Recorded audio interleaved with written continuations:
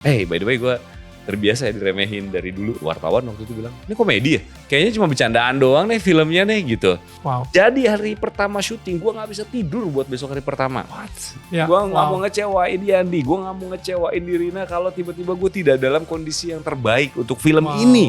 Gue gak ngerti kenapa gitu, ini film, ini bukan film yang gimana banget, ayo. Bro, gue denger di film ini, lo ada adegan kissing nih gitu ya sama Nirina gitu. Lo sepengen itunya ya, ciuman sama Nirina ya? Baru juga hari pertama syuting, gue nelpon dia udah nanya, gimana? Udah belum ciumannya? Hai, ini gua Daniel, tetangga kamu. Di sini gua akan ngobrol dengan tetangga gua tentang perjalanan hidup mereka dari kacamata spiritual di saat mereka mengalami situasi tidak pasti dan kekhawatiran sampai bisa kembali bangkit menjadi orang yang lebih kuat dari sebelumnya. It's gonna be very exclusive and inspiring. Hey guys, balik lagi bersama gue Daniel Mananta dan juga tetangga kita Ringo Agus Rahman. And yes, untuk kalian yang baru menonton channel Daniel Tetangga Kamu, thank you banget. Jangan lupa untuk klik tombol subscribe. Right? Dan gue juga tidak akan lupa. Khususnya kalian yang sudah klik tombol subscribe. Menjadi bagian dari tribe kita. Menjadi tetangga kita. Gue pengen bilang thank you sebanyak-banyaknya. Semoga konten yang kita suguhkan bisa memberikan perspektif baru untuk kalian. Dalam menghadapi masalah di hidup kita ini. Alright? Yuk kita lanjut ke Ringo. Gue ngeliat ketika lu berpasangan sama Nirina di Keluarga Cemara gitu ya. Ringo Agus yang kita lihat lucu di sebelumnya itu kayak hilang bro. Kayak image lu kan dari MTV, Jomblo dan lain-lain itu kan kayak lucu lah kayak gitu kan. I love your acting. It always gives me joy gitu. Tapi gue gak tahu nih, maksudnya gue cuma nonton film lu juga. Sekarang udah main film berapa banyak Pak?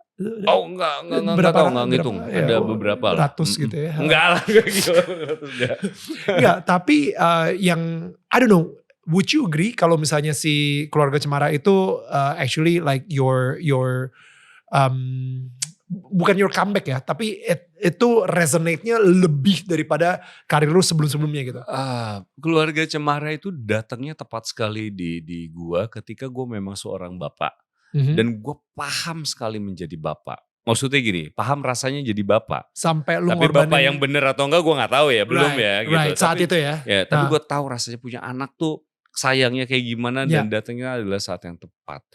Kalau dibilang Keluarga Cemara datang ke gua pun gue tiba-tiba udah ya ada kesibukan lain gitu di luar film gitu, ada kesibukan lain. Tapi maksudnya Keluarga Cemara itu iya sih gue ngakuin akhirnya ada beberapa orang yang mempercayakan peran aktor yang juga bisa serius gitu loh. Karena sebelum waktu Keluarga Cemara tuh gue ngerasa kalau diremehkan. By the way gue terbiasa ya diremehin dari dulu. Diremehin dalam arti kata sama wartawan waktu itu bilang, ini komedi ya? Ya gitu lah. Teman-teman, ini kalau yang main jauh banget ya dari dulu Adi Kurdi terus ke Ringo kayaknya mau dibuat komedi nih. Terus lawan mainnya Nirina pula. Wah ini kayaknya cuma bercandaan doang nih filmnya nih gitu. Wow. Dan gue gak keberatan. Gue tuh gak pernah keberatan penilaian orang. Gue sekarang ada di umur yang ya serah mau ngomong apa aja dan gue tidak akan mencoba membantah lu salah juga. Iya oke. Freedom of speech bro, udah silakan gitu loh, ngerti kan? Gue gak akan koreksi lo, bangga wae gitu kalau Sunda gitu. Jadi gak apa-apa dan bukan berarti gue ngerasa setelah Keluarga Cemara gue ngerasa gue berhasil, enggak juga gitu. Gue suka dengan hasilnya.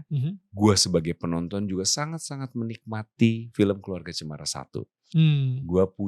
Akhirnya gue punya, menurut gue pribadi ya, gue punya film yang bagus gitu. Dan gue ngerasa di situ ada kesuksesan tersendiri, bilangnya apa ya, kayak dinamika antara lu, Nirina, anak-anak, dan Yandi Lawrence. Si sang sutradara gitu di Keluarga Cemara yang satu gitu ya. Nah I think jadinya manis, it's sweet gitu ya dan anak-anak juga obviously maksudnya itu tapi gue lebih ngelihat role dari si orang tuanya sendiri di mana kayaknya struggle lu banget kelihatan banget di situ. Dan gue personally again ini personally gue banget ya.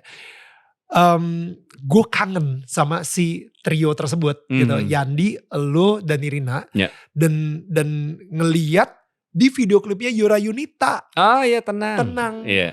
Dan pas gue ngeliat lu sama Nirina dan di directnya sama Yandi juga, gue yang kayak yes, kayak wow, rasa kangen gue terobati. Dan to be honest gue nangis di situ.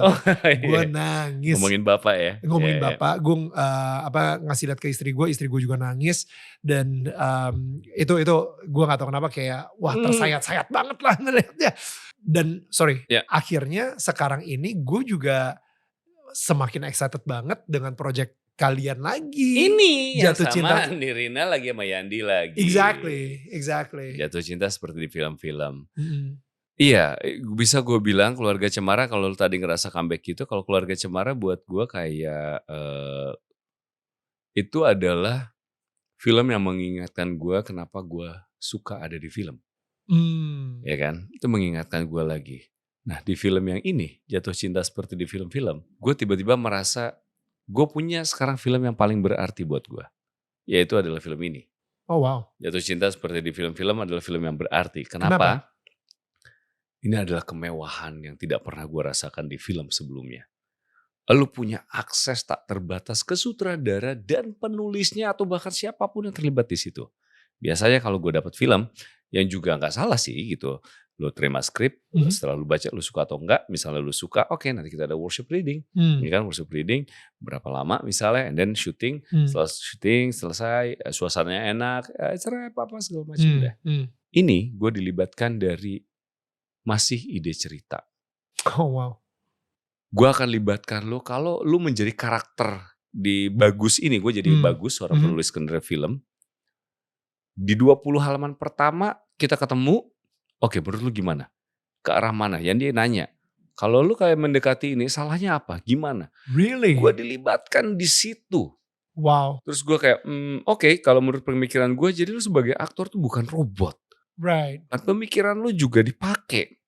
Karakter atau ya elunya sendiri, I think your soul masuk juga ke dalam si Bagus ini. Gue mempertanyakan semua yang ada di skenario ini kok gini, Wow. bebas. Wow. Bebas sampai akhirnya terjadi, sampai jadi ceritanya benar-benar jadi aja. Gue gak percaya apa yang kita lakukan ini ngapain. Wow. Ini kita iseng, hobi doang, atau emang kita mau jadiin film. Ngerti gak sih? Kayak gitu. Kayak gue gak percaya nih. Tiba-tiba oke, mungkin gue akan cari orangnya kali ya untuk kita produksi. Ini beneran deh. Sesuatu yang menyenangkan ini yang bukan kerja loh. Kita ngumpul, lu kosong gak? Yuk kita ngumpul. Kita ngebahas ini. Tiba-tiba jadi satu cerita. Dan tiba-tiba pandemi. Gak bisa berproduksi dan entah siapa. Dan akhirnya mulai lagi kita bisa cari-cari siapa yang mau bekerja sama dengan menjadikan ini produksi beneran. Yap. Gak ada yang mau karena filmnya hitam putih. Bentar, by the way kalau filmnya hitam putih itu bukan karena kita pengen cari sensasi. Ini film hitam putih. Memang bukan karena film hitam putih jadi murah. Enggak juga, sama aja kayak budget film drama lainnya. Betul. Terus sampai akhirnya harus di tangan Ernest. Dengan Imaginary karena Ernest juga sutradara dan penulis juga. Dia begitu paham isi dari skenarionya. Dan dia tiba-tiba bernafsu ingin memproduksi film ini barengan nama Imaginary dan cerita filmnya Yandi. Barengan, terus gue kayak dikabarin, oke, ada Imaginary mau produksi kita. Ini beneran loh. Beneran. Datang juga hari dimana kita ketemu sama orang yang mau memproduksi yang kita dulu ngumpul-ngumpul itu. Iya kok. Gokil. Yang bener loh gitu, kayak wajir udah. Sampai akhirnya benar kita tentuin workshop reading segala macam. Itu juga hari dimana ini beneran nih kita mau ngelakuin ini. Beneran syuting nih gitu. Hari pertama gue deg-degan. Gue gak pernah deg-degan main film sedeg-degan di hari pertama Jatuh Cinta seperti di film-film ini. Wow. Semua yang akhirnya terjadi hari pertama syuting, gue gak bisa tidur buat besok hari pertama. What? Begitupun dengan Nirina. Oh, wow. Begitupun dengan Yandi katanya kurang tidur. Gue bingung, kenapa? Kenapa ini gitu? Apakah ada beban di gue? Gue harus terbaik, gue gak boleh salah gue. Ya. Kayak lu bener-bener, lu suka sama film tuh jadi gitu tuh. Kayak gue gak ada sisi ngeremehin produksi ini. Biasanya tuh gue perlu ngeremehin supaya gue ada kepercayaan diri, ngerti gak? Iya. Tiba-tiba ini kok gak ada ya? Iya. Gue deg-degan lagi, anjir gue deg-degan lagi. Mau take pertama, aduh bawel langsung. Gimana Yan? Gimana tadi? Gimana Yan? Ngerti gak? Karena tiba-tiba sebelum mulai film aja ini udah jadi film yang sangat-sangat berarti buat gue. Gitu loh. Ketemu Nirina, ketemu Yandi. Sesimpel gue tidak mau mengecewakan mereka. Gue gak mau ngecewain Yandi. Gue gak mau ngecewain Nirina kalau tiba-tiba gue tidak dalam kondisi yang terbaik untuk film ini. Gitu loh. Dan pada saat akhirnya udah kita berproduksi, tiba-tiba Nirina juga halnya sama. Sering lupa apa. Nirina tuh bukan orang yang pelupa. Lo tahu dia pintar kan. Dia tuh smart loh. Genius. Iya. Tapi tiba-tiba dia bisa deg-degan. Tiba-tiba bisa yang. Karena kita semua tuh takut sama film ini. Gila. Gue gak ngerti kenapa gitu. Ini film, hey ini bukan film yang gimana banget. Ayo gitu. Ini film yang harusnya buat kita menyenangkan. Gak tahu gitu. Jadi pada saat akhirnya selesai film ini. Syuting terakhir. Kita ngerasa kayak. Gila kita udah ngelakuin apa. Gue gak mau selesai. Gue gak mau berpisah. Sampai akhirnya gue nunggu hasilnya. Dan hasilnya gue udah nonton. Terus gue udah nonton gue kayak ini film yang paling berarti buat gue sih. Bro gue denger di film ini. Lo ada adegan kissing gitu ya. Sama Nirina gitu. Dan hampir. Hampir Tadinya mau. Oke. Tapi ternyata. Jadi dulu Yandi bilang. Oke, gue keberatan gak kalau ada adegan ciuman? Nirina keberatan gak? Dan kita percaya Yandi tidak mungkin memasukkan adegan tanpa ada maksud. Apakah dibutuhkan atau enggak? Karena kan dia juga sadar kok. Kadang-kadang ada banyak film yang tiba-tiba apa sih kok tiba-tiba ciuman gitu loh. Nah kita percaya kebutuhannya kenapa ya? Gini-gini. Masuk akal dan Nirina juga Dan Nirina belum pernah ternyata di film manapun adegan ciuman karena buat dia nggak aja sama dia juga nggak beralasan soalnya biasanya gitu. Tiba-tiba di situ dia juga setuju kayak terus dia bilang ke gue rapihin gigi lo ya dan bener gue rapihin gigi gue selama 2 tahun tuh gue pakai liner ngerapihin gigi gue. Tadi ini kan gini, tadinya waktu di film-film sebelumnya tuh Keluarga Cemara 1 aja masih gitu. Really? Iya dan itu tuh anjir gue disuruh. Dan kebetulan ngerapihin gigi itu juga waktu gue nganter anak gue juga bertemu dokter yang tepat. Jadi dokter gigi gue sekarang adalah dokter gigi anak gue, dokter gigi anak. Right. Jadi, itu like dentist kids gitu misalnya. Dentist kids bener. Terus Nirina juga minta itu jadi gue bilang oke lah sekalian aja lah. Gitu. Lu sepengen itunya ya ciuman sama Nirina ya? Gak gitu juga. Kayak 2 tahun sampai pakai perapi gigi gitu. Bukan justru bukan sepengen itunya gitu. Tapi menurut gue harus sekalian Nirina gak pengen itunya. Sampai akhirnya ternyata adegan ciumannya tidak ada. Oke, kecewa dong ya. Enggak, tapi gue udah ngerapin gigi dan segala macam. Jadi thanks to Nirina yang sudah memaksa saya membuat diri saya jadi menurut gue versi lebih sehat lah. Karena gigi yang sekarang lebih sehat. Bini lu sendiri gimana bro? Kalau misalnya sebagai suaminya yang aktor dan jadi gue itu membebaskan bini gue mengakses semuanya. Tapi bini gue bukan orang yang meriksa. Enggak. Maksudnya bini gue tahu semua password. Right. Apapun ya, handphone, pin ATM, segala macam. Bini gue juga sih actually. Iya, tapi dia juga bukan orang yang mana periksa, enggak. Silakan aja, enggak ada yang perlu dan akhirnya pun begitu tentang pekerjaan kalau misalnya masuk ada skenario dan segala macam. Karena dia juga dulu pernah ngerasain main film dan dia paham pekerjaan suaminya, terus dia ngelihat waktu itu pernah ada film, gue di syuting di Swiss dan segala macam, dia ngelihat skenarionya. Iya ini bagus nih gitu. Itu ada adegan ciumannya. Hei gimana? Kamu gimana? Aku sih gak apa-apa ya. Dia bilang gitu. Beneran gak apa-apa? Ya gak apa-apa. Habisan oke nih kayaknya. Wow. Oke. Udah. Tapi ganggu banget men bini gue. Jadi setiap gue nyampe. Baru juga hari pertama syuting. Gue nelpon dia. Dia udah nanya. Gimana? Udah belum ciumannya? Udah belum? Gimana rasanya? Gimana? Belum. Hari kedua, gimana? Udah ciumannya? Belum. Kata kalau udah kasih tahu aku ya. Bini gue nih. Akhirnya udah adegannya. Tiba-tiba, gimana? Udah. Apa rasanya? Aneh nggak? Atau kamu malah suka atau malah aneh? Gimana? Aneh. Kenapa anehnya? Kok aneh sih gitu? Kok aneh? Kan mereka cakep-cakep. Iya tapi aneh, kenapa? Ya ada kru banyak segala macam dan ini adalah pekerjaan, ini syuting, ya aneh. Mau lagi nggak? Mau lagi nggak? Gue terganggu sama bini gue sendiri. Jadi apa sih? Risih gue sama lo gitu. Jadi gimana? Udah gak? Jadi dia yang lebih semangat daripada gue gitu loh. Tapi setelah gue menyadari kayak itu, ternyata memang adegan ciuman tuh gue harus pikirin nextnya memang harus dibutuhkan di dalam cerita, gitu ya. Dan kalau misalnya dipilih, gue bukannya menolak, tapi nggak masuk akal. Jangan tiba-tiba, waduh, tiba-tiba ciuman, loh, gitu kan. Harus suka, loh kok gitu. Harus beralasan dulu seperti apa.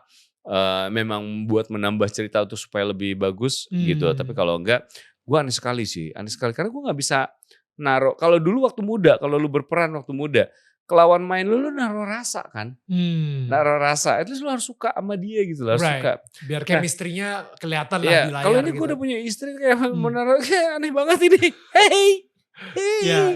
Gitu. Tapi bini gue sih orang yang luar biasa lah bini gue mah. Gue sekarang kalau misalnya dibalik, misalnya bini lu dapet peran untuk ciuman sama cowok gitu. Dia sih bilang gak mau katanya. Dianya gak mau? Ya, jadi gue gak nanya-nanya lagi. Dia bilang dia gak mau, oke. Enggak gue, kok gitu kok. Ya udahlah, dia udah bilang gak mau dan udah. Gak usah cari mati juga. Gak usah gue tanya-tanya lagi atau gue bahas-bahas lagi. Tapi kalau misalnya sama Johnny Depp mau dong gitu, ya gak perlu juga gitu ngomong kayak gitu. Dia ngefans sama Nicholas Saputra lagi. Iya. Wah. Langsung iya. Cakep sih emang tuh orang. Nicholas Saputra tuh cakep. Lu sendiri juga kalau misalnya ada adegan ciuman sama Nicholas Saputra boleh. Iya. Kalau peran. Oh iya harus. Kalau bisa peran lu ciuman sama Nicholas Saputra. Gue akan coba tanya sama Mas Nikonya gimana. Gue sih siap-siap aja. Kalau gue. Karena menurut gue ada Holy Trinity. Kegantengan Indonesia ada 3. Niko salah satunya ini. Iya. 2 lagi siapa? Darius Sirait, ya oke. Luar biasa. Gue jujur paling seneng ketika ada orang yang salah nyebut kayak Mas Darius, itu gue seneng banget. Gue gak pernah lagi. Iya makanya gue ngerti derita lo. Gak pernah ada yang salah Darius ke gue gak. Jadi ya, Niko, itu kedua. Darius, Hamish Daud Wiley. Baik sekali itu orang. Jadi kalau misalnya lu dapat peran kebetulan ciuman minimal sama 3 orang ini lu gak apa-apa? Gak apa-apa. Ya, Sabai juga kayaknya. Sabai dengan yang lain? Dengan enggak si kalau gua misalnya akan dengan itu sampai paling lebih rese lagi. Gimana? Gue tahu bini gue soalnya. Berasa gak kumis-kumisnya gitu. Bro, kenapa penonton harus nonton film jatuh cinta kayak di film-film? Seperti di film-film. Menurut gue film jatuh cinta seperti di film-film ini bukan project yang dibikinnya salah-salan, saat penuh perhitungan, dibuat karena suatu hal yang jujur, bukan karena pengen keren-kerenan. Hitam putih itu bukan karena pengen keren aja, pengen beda aja, no. Sutradaranya Yandi Lawrence dan penulisnya, dia itu melihat selalu ada di kepalanya dia tentang rasa duka ibunya yang selama waktu itu kehilangan suaminya. Dalam 2 tahun setelahnya adalah kehilangan anak perempuannya, kakaknya Yandi. Gitu. Rasa duka itu tidak terbayangkan. Dia merasa ibunya seperti kehilangan warna hidup. Dan melihat misalnya ada jenazah di belakang selalu ada fotonya. Foto ketika masih hidup itu hitam putih terus. Gitu. Jadi kenapa dia harus menceritakan idenya dari situ dulu. Idenya dari situ sampai akhirnya berkembang mempertanyakan tentang jatuh cinta. Seperti di film-film. Jatuh cinta seperti di film-film kan pengaruhnya banyak buat orang-orang kebanyakan. Ada orang yang ngelamar berlutut. Kok lu bisa tahu ngelamar itu harus berlutut? Ya karena dari film yang biasa gue lihat kayak gitu. Right. Ngasih surprise harus yang ada flash mob apa segala macam. Karena ya di film-film seperti itu. Tapi ada kok hubungan yang biasanya cuma ngobrol.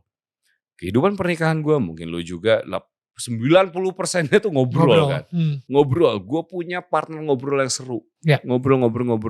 Apakah perlu kita gedein? Nah, jatuh cinta seperti di film-film menggambarkan hal yang seperti itu. Jadi kalau kenapa penonton harus nonton ini? Lo akan lihat bagaimana film ini semanis itu dan sehangat itu sih kalau gue bilang. Jadi 30 November di bioskop. Nggak bisa ngomong apa-apa lagi tapi ya 30 November.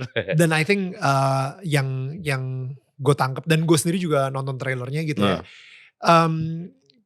Gak tau ya, selama ini image film hitam putih kan kayaknya berat. Festival berat gitu kan. Atau film zaman dulu ngegambarin era zaman dulu. Betul, periodik gitu. Nah tapi ketika gue nonton trailernya kok pop ya? You know, like tiba-tiba saya mau Julie Estelle, tiba-tiba muncul Julie Estelle dengan scene yang sama gitu kan. Dan habis itu Dion Wiyoko lah, loh. Dan si Alex Sabat juga di situ. Ini MTV juga tuh. Gue lumayan kesel jujur aja. Kenapa gue gak diajak? Mungkin lu kan sibuk. Udah berapa rencana film. Nirina, Ringo Agus, Alex Sabat. Saya nganggurnya banyak loh. Saya nganggurnya banyak loh. Julia Estelle adiknya Cathy Sharon. Tetap bisa MTV juga. Sama-sama semua. Bener-bener. Jadi dari beberapa teman gue yang udah lihat trailernya juga tuh gue ngerasa perkiraan lu tuh salah semua men. Iya gitu. Itu ternyata pop banget. Dan lu harus nonton. Filmnya enggak yang berat apa kayak gimana. Relate kok buat kebanyakan orang. Betul. Ini relate dan bukan relate yang harus lo maknai dengan gimana-gimana. Enggak kok. Relate-nya dengan karena kita semua pernah merasakan momen kehilangan warna hidup. Ya, kehilangan warna hidup itu dia. I think itu yang paling kena lah di gue juga gitu. Yang bikin gue juga penasaran pengen nonton filmnya gitu. Tapi ayo dong nonton dong. Iya pastinya. Pastinya. Gue dari tadi keinget cokap gue nih gara-gara lu nih. Aduh. Jadi trauma kecil gue tuh banyak banget. Gue pengen menciptakan keluarga gue sekarang tidak sama dengan dari mana keluarga gue berasal ini. Gue pengen bokap gue happy dan gue ngerasa kayak gue lagi nggak sanggup ke arah situ gitu loh. Bini gue sering lihat kan kalau gue ngomong sama bokap gue kok kaku gitu. Gue nggak pengen anak gue jadi aparat, nanti dia jadi tentara atau jadi polisi. Please jangan gitu loh. Please jangan. Jangan sampai ngerasain apa yang gue rasain. Gue susah minta maaf kalau gue bener-bener gak ngerasa salah. Kayaknya maaf gak perlu deh kalau selama ini udah baik-baik aja.